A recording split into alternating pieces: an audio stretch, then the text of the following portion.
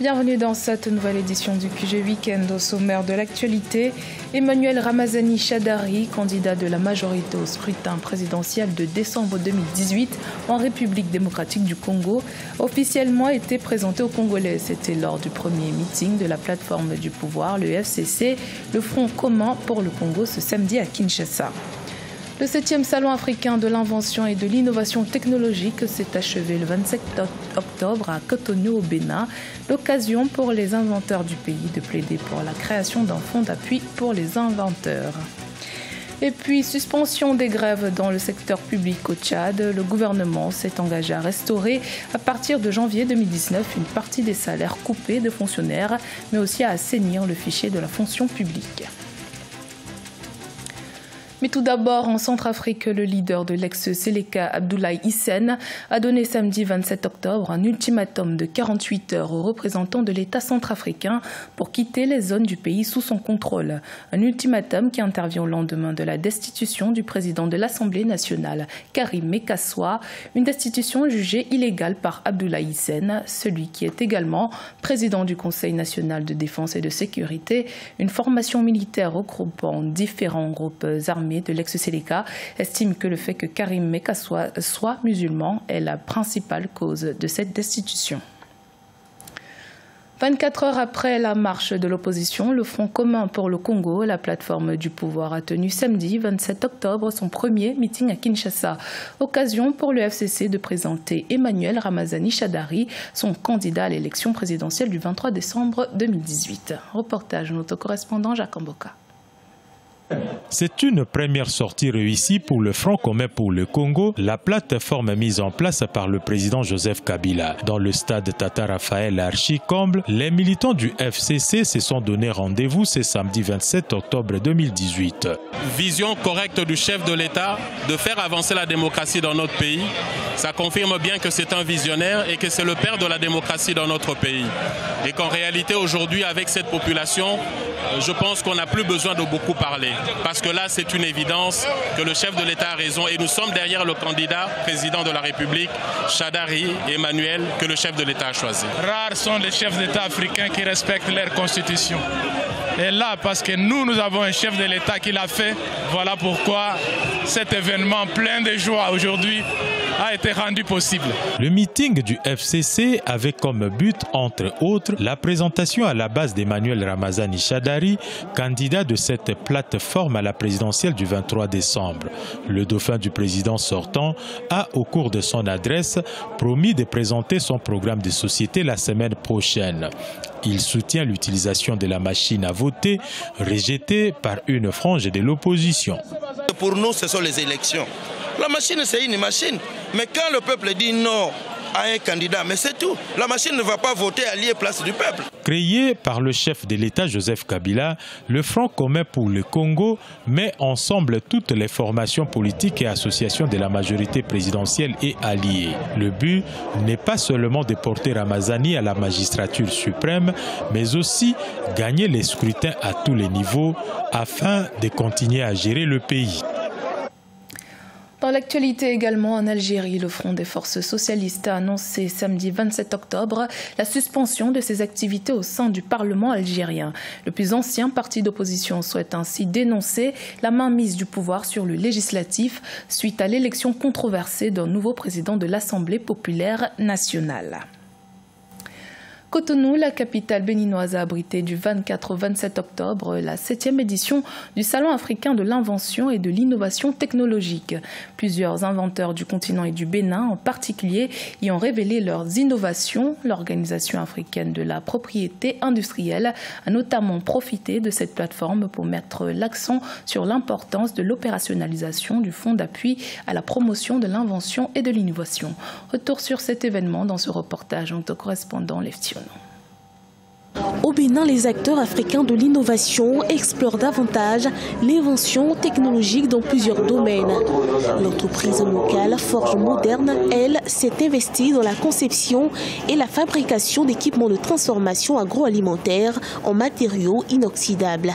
La FMB Group a présenté un presse-fruit particulier. C'était au cours de la 7e édition du Salon africain de l'invention et de l'innovation technologique tenu à Cotonou. Cet équipement traite en 1 heure de temps 1 tonne de produits. Les produits phares que cet équipement peut traiter sont la mangue, l'ananas, les pommes de cajou. Valentin Agon est inventeur et promoteur d'Api Palu, un médicament phytothérapeute qui lutte contre le paludisme. Il expose à ce salon de nouvelles innovations, Prostapi et Apivirine.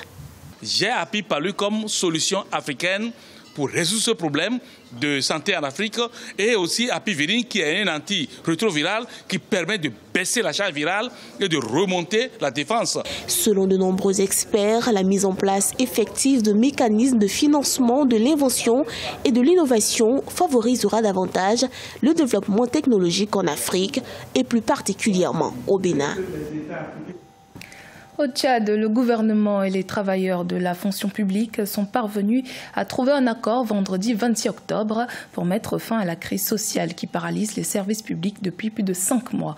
Les organisations syndicales ont accepté de suspendre la grève dans le secteur public en échange d'un rajout de 15% sur les augmentations générales et spécifiques. Un sujet de la rédaction. Au Tchad, après plus de 5 mois de grève dans le secteur public, le gouvernement et les organisations syndicales ont signé un accord ce vendredi 26 octobre 2018 pour mettre fin à la crise sociale. D'après les termes de l'accord, les autorités s'engagent à faire un rajout de 15% sur les augmentations générales et spécifiques à compter de janvier 2019 et assainir le fichier de la solde sur une période n'excédant pas 45 jours. À partir de ce jour, nous avons tous pris l'engagement de ne parler de débrayage de la grève qu'en termes de mauvais souvenirs. Il s'agit là de la victoire du bon sens, la victoire d'un sens aigu de responsabilité. Les syndicats de leur côté se sont engagés pour une reprise effective du travail dans tous les secteurs et acceptent de continuer les discussions dans un cadre tripartite en vue de l'élaboration d'un pacte social pouvant consacrer une paix sociale durable. Ce qui est coupé, ce n'est pas les indemnités, puisque les indemnités, on peut les perdre comme on peut les gagner, mais c'est ce qui était prélevé maintenant, c'est le salaire. Donc comme l'avons dit, le salaire est sacré, le gouvernement ne peut pas faire d'économies sur le dos des travailleurs. À quoi sert 2,5 milliards par mois pour un pays comme le Tchad, ce n'est pas beaucoup. Mais le gouvernement doit faire ses économies-là ailleurs et c'est ce que nous avons toujours dit. Pour rappel, les fonctionnaires étaient en grève depuis mai 2018 pour exiger le paiement intégral de leur salaire, réduit de 50% depuis janvier 2016, dans le cadre des mesures d'austérité du gouvernement. Le Rwanda souhaite rattraper son retard dans le domaine du football. Pour ce faire, les autorités sportives ont établi un partenariat avec le club anglais Arsenal. Pendant 3 ans, le Rwanda recevra les entraîneurs du club pour des cliniques d'entraînement des jeunes. La première session a eu lieu à Kigali du 20 au 24 octobre 2018. Le point avec Fratenda Kaisenga. Ils sont 25 filles et 25 garçons âgés de 10 à 15 ans, tous passionnés par le football. Ils ont bénéficié d'une séance de coaching de 5 jours dispensée par 2 entraîneurs britanniques du club Arsenal. C'est la première d'une série de travail étendue sur une durée de 3 ans, le temps que prendra le partenariat entre le gouvernement rwandais et le club britannique Arsenal.